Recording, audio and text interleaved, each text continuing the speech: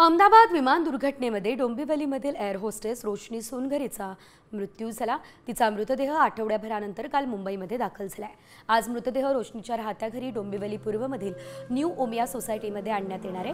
रोशनीच्या नातेवाईक मित्रमैत्रिणींसह डोंबिवलीकर घराच्या परिसरामध्ये जमण्यास सुरुवात आता झाली। उद्या सकाळी रोशनीच्या पार्थिवावर अंत्यविधी पार पडतील अशी माहिती तिच्या नातेवाईकांनी दिली।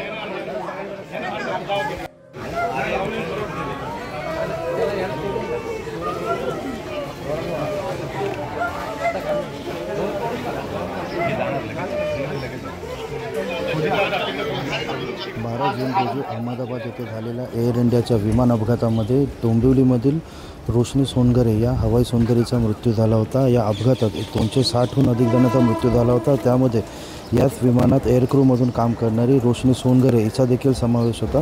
तब्बल आठवड्याभराने तिच्या DNA चाचण्या पूर्ण आल्यानंतर काल रात्रीच्या सुमारास तिचा मृतदेह होता। तो मृतदेह त्यांच्या कुटुंबियांच्या ताब्यात देण्यात आला। आज सकाळी हा मृतदेह तिच्या डोंबिवली पूर्वेकडील राहत्या घरी आणण्यात आला आहे।